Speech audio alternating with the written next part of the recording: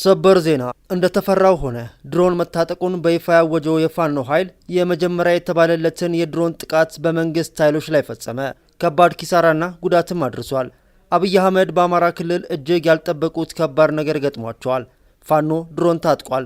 ድሮን ብቻ አይደለም ዩክሬን የምትጠቀምባቸውን ጸረ ድሮኖች ጭምር ታጥቋል የሚለው ዜና 4 ኪሎ ጆሮ ደርሶ ቤተ መንግስቱን እያናወጠው ነው።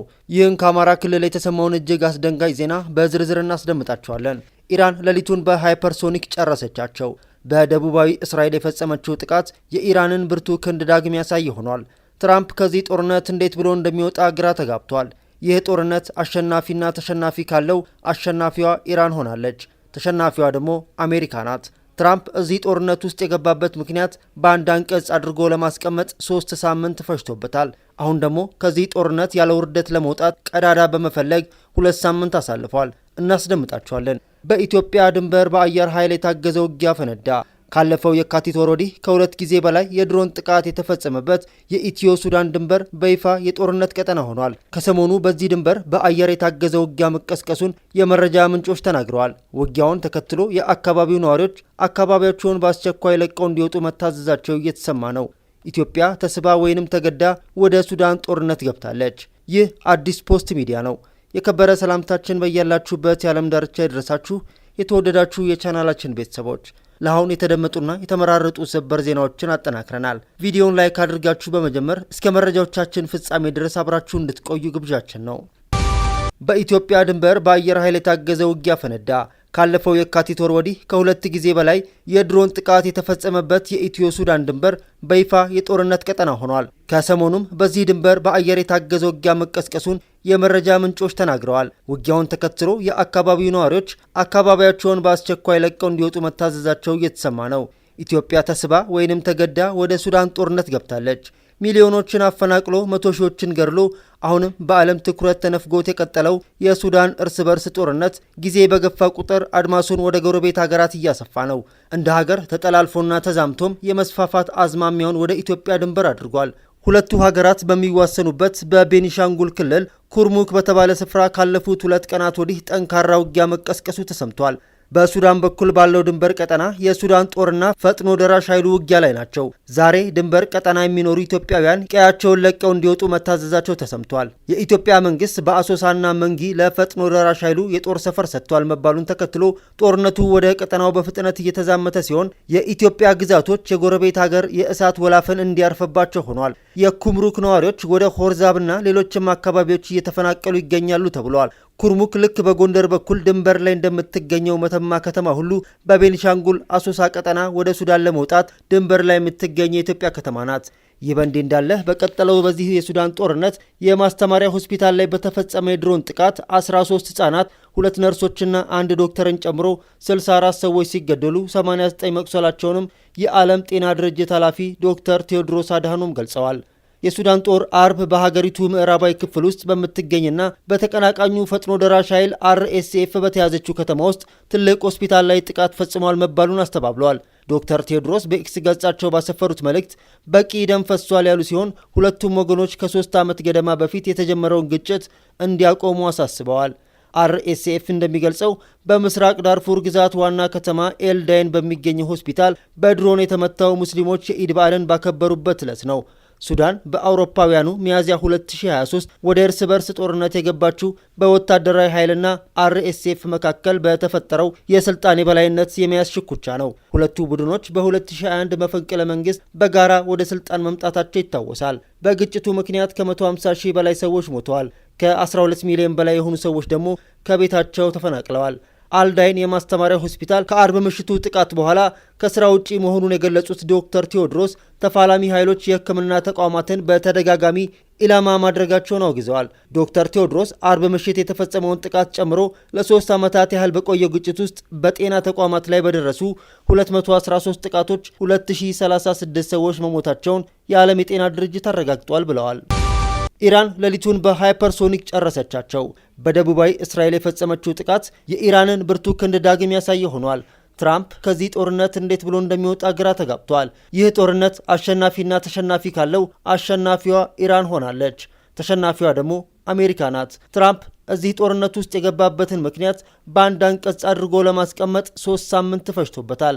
አሁን ደግሞ ከዚህ ጦርነት ያለ ውርደት ለመውጣት ቀዳዳ በመፈለግ 2 ሳምንት አሳልፈዋል። ኢራን ወደ እስራኤል ያስወነጨፈችው ሚሳኤል በደቡባዊ የአገሪቱ ክፍል በሃይፋ ክልል አንድ ህንፃ መመታቱ ተገልጿል። ቀደም ሲል የአገሪቱ መከላከያ ከኢራን አቅጣጫ ሚሳኤል መወንጨፉን በመግለጽ አስጠንቅቆ ነበር። የአደጋ ጊዜ ሰራተኞች አንዲት ወደ መጠለያቸው እየሄደች የነበረች ሴት በፍንጥርጣሪዎች ተመታ ጉዳት እንደደረሰባት ገልጸዋል። ከሰኞ ምሽት ጀምሮ እስከ ማክሰኞ የንጋት ሰዓታት ድረስ በእስራኤል ማዕከላዊና ሰሜናዊ ክፍሎች ላይ ከባድ የሚሳኤል ጥቃት በመፈጸሙ ሀገሪቱ ሌላ ረዥም ምሽት ማሳለፏ ተዘግቧል። ከጥቂት ጊዜ በፊት የተተኮሰው የቅርብ ጊዜ ሚሳኤል በማዕከላዊ እስራኤል በሚገኝ ክፍት ቦታ ላይ ያረፈ ሲሆን ምንም አይነት የከፋ ጉዳት አላደረሰም።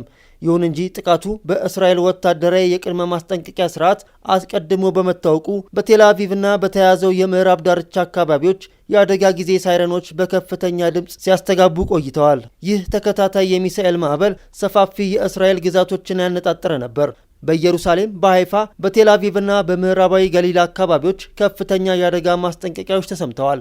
ከነዚህ ሚሳኤሎች መካከል ቢያንስ አንደኛው በርካታ ትንንሽ ፈንጂዎችን የሚበትን የክላስተር የጦር አረር የያዘ እንደነበር የተረጋገጠ ሲሆን እነዚህ ተበታታኝ ቦምቦች በወደብ ከተማዋ ሃይፋ ዙሪያ ያደረሱት የንብረት ጉዳት መመዝገቡ ታውቋል። በመካከለኛው ምስራቅ የሚካሄደው ጦርነት አሁንም እንደቀጠለ ነው። በትላንትናው ዕለት ፕሬዚዳንት ትራምፕ በኢራንና አሜሪካ መካከል ንግግር ስለመጀመሩ ቢናገሩም ቴሄራን ግን ያስተባበለችው ወዲያው ነበር። ቅዳሜ ዕለት ዶናልድ ትራምፕ ኢራን የሆርሙዝ የባህር ወሽመጥን በ48 ሰዓታት ውስጥ የማትከፍት ከሆነ የኃይል ማመንጫዎቿን ለማውደም ዝተው ነበር። ይሁን እንጂ ሰኞ ዕለት ትራምፕ ከቴሄራን ጋር ውጤታማ ንግግር ካደረጉ በኋላ የጥቃት እቅዳቸውን ማራዘማቸውን ተናግረዋል።